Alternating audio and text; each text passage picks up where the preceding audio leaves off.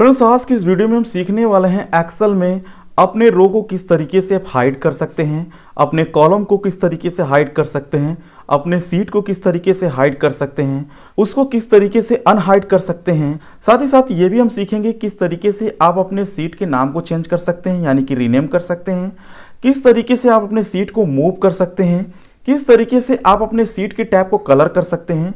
ये सारी जानकारी आज के इस वीडियो में हम देने वाले हैं। अगर आप घर बैठे कंप्यूटर सीखना चाहते हैं तो आप हमारे चैनल के माध्यम से सीख सकते हैं। अगर आप अपने डेटा की हेडिंग को छुपाना चाहते हैं, यानी कि हाइड करना चाहते हैं, तो इसके लिए आपको अपने हेडिंग को सिलेक्ट कर लेना है। सिलेक्ट करने के बाद आपको फॉर्मेट वाले ऑप्शन पे जाना है।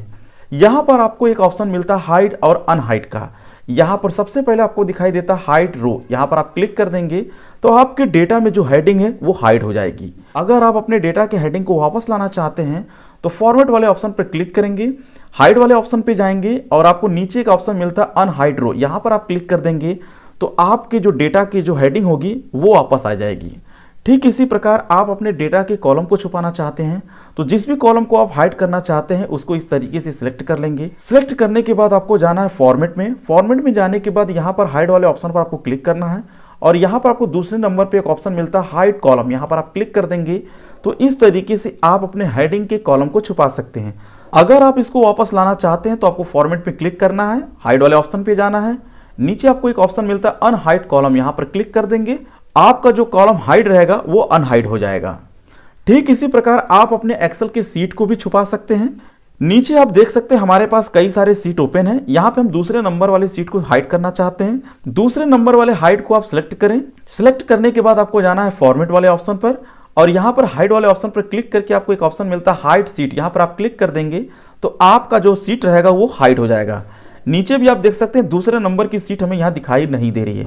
अगर आप इसको वापस लाना चाहते हैं तो फॉर्मेट पर क्लिक करेंगे, हाइड में जाएंगे और यहाँ पर एक ऑप्शन आपको मिलता है अनहाइड सीट। यहाँ पर क्लिक कर देंगे, उसके बाद आप ओके कर देंगे, आपका जो सीट रहेगा वो वापस आ जाएगा।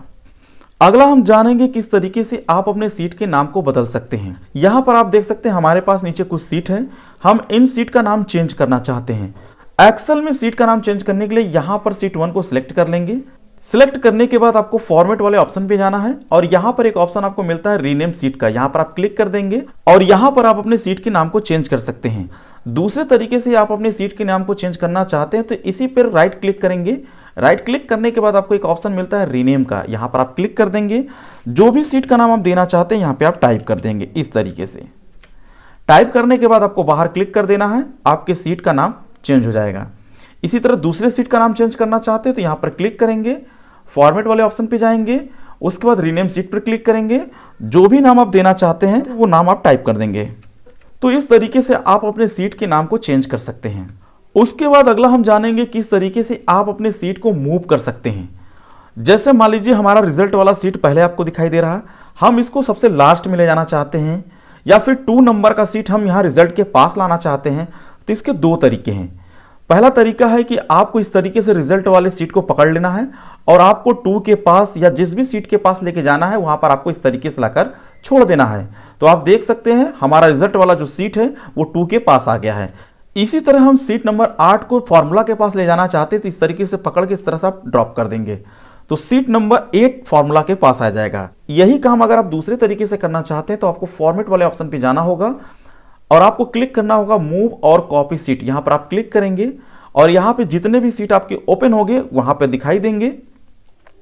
हम चाहते हैं सीट नंबर 8 सबसे लास्ट में आ जाए तो यहाँ पर आपको सीट नंबर 8 को मूव टू एंड पर क्लिक कर देना है और ओके कर देना है और आप देख सकते हैं सीट नंबर 8 मेरा लास्ट में आ गया है। इसी तरह सीट नंबर 8 को हम 2 के पास ले जाना चाहते हैं तो आपको फॉर्मेट वाले ऑप्शन पे जाना है, उसके बाद मूव टू कॉपी सीट पर क्लिक कर देना है और 2 के पास क्लिक करके ओके कर देना है तो आपका जो सीट नंबर 8 रहेगा वो 2 के पास आ जाएगा।